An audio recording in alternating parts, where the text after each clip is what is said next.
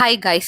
ஒரு பெரிய ஆலமரத்துக்கு அடியில துறவி ஒருத்தர் உட்கார்ந்துருக்காரு. அவருக்கு கண் பார்வை கிடையாது. அப்ப அந்த வழியா வந்த ஒருத்தர், ஏய் கிழவா, யாராவது இந்த வழியா போனாங்களா அப்படின்னு சொல்லி மரியாதை இல்லாம கேக்குறாங்க. அதுக்கு அந்த துறவி அப்படி யாரும் போன மாதிரி தெரியலன்னு சொல்றாரு. கொஞ்ச நேரம் கழிச்சு வந்த இன்னொருத்தர், இதுக்கு முன்னாடி யாராவது இந்த பக்கம் போனாங்களா அப்படின்னு சொல்லி அதிகாரத்தோட கேக்குறாரு.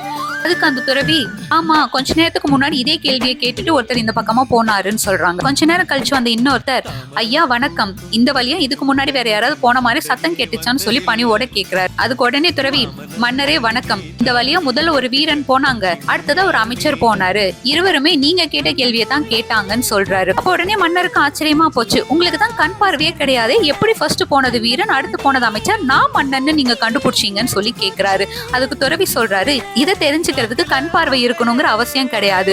அவங்கவுங்க பேசுறத வச்சு அவங்க யாரு, அவங்களுடைய தகுதி என்னங்கறத நம்மளால ஈஸியா தெரிஞ்சுக்க முடியும்னு சொல்லி ஃபர்ஸ்ட் போனவங்க கொஞ்சம் மரியாதை இல்லாமையும், அடுத்து வந்தவங்க பேச்சுல கொஞ்சம் அதிகாரமும், உங்களுடைய பேச்சுல பணிவும் தெரிஞ்சது. இதை வச்சே தெரிஞ்சது யார் யாரு என்னென்ன தகுதியுடையவங்கன்னு சொல்லிட்டு. இதுக்கு திருவள்ளுவர் கூட அழகான ஒரு குரல்ல சொல்லியிருப்பாரு, நல்ல பழுத்த பழங்கள் இருக்கும்போது அதை விட்டுட்டு காயை எப்படி சாப்பிட்றோமோ அதே மாதிரிதான் இனிமையான சொற்களை விட்டுட்டு கடுமையான சொற்களை பேசுறதுன்னு சொல்லுவாரு. அந்த குரல் என்னன்னு சொல்லி யாருக்கா தெரிஞ்சா கமெண்ட் பண்ணுங்க. தேங்க்யூ.